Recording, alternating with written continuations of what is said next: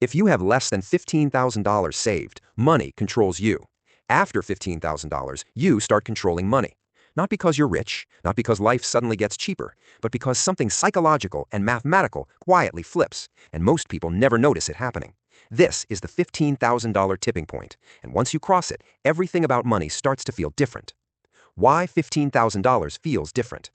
$15,000 isn't a random number. For most people, it represents 3 to 5 months of real-life expenses. That means rent or mortgage, food, transportation, utilities, insurance.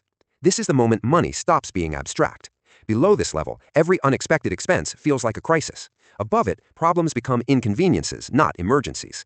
That shift alone changes how you think, spend, and decide. Shift number 1. Emergencies stop owning you. Before $15,000, a car repair feels terrifying. Medical bills create panic. Job instability feels dangerous. After $15,000, you don't rush decisions. You don't swipe credit cards automatically. You don't feel cornered. You stop asking, how do I survive this? And start asking, what's the smartest way to handle this? That mental space is priceless, and it only shows up after this threshold. Shift number 2. Bad money decisions lose their power. Below $15,000, people make expensive decisions to avoid discomfort, taking bad loans, accepting toxic jobs, keeping high-stress situations. Above $15,000, you gain choice. Not freedom, choice. You can walk away, you can wait, you can say no. And when you stop making decisions from fear, your finances stop leaking money in invisible ways. Shift number 3. Saving stops feeling pointless. This is the stage where saving finally feels rewarding. Below this level, progress feels slow, growth feels invisible, motivation dies quickly. After $15,000, the number starts moving faster, interest becomes noticeable, momentum kicks in.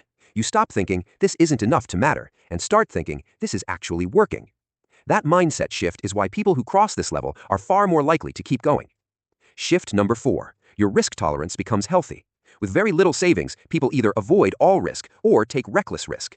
$15,000 creates balance. You can invest without panic, handle short-term losses, think long-term without stress. This is where investing stops feeling like gambling and starts feeling strategic. Not because you know more, but because you can afford patience. Shift number 5. Money stops dominating your thoughts. This is the quietest change and the most powerful. Before, money is always in the background. Every decision carries stress. Small purchases create guilt. After, mental bandwidth returns. You think clearer. You plan better. When money stops consuming your attention, you start making smarter decisions without trying harder. That's how wealth begins compounding internally first.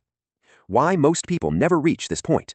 Most people quit just before this level. Not because they can't save, but because progress feels invisible early. Life keeps interrupting. Motivation fades before momentum appears. The hardest part of saving isn't the math. It's staying consistent before it starts paying you back psychologically. $15,000 is where the effort finally feels worth it.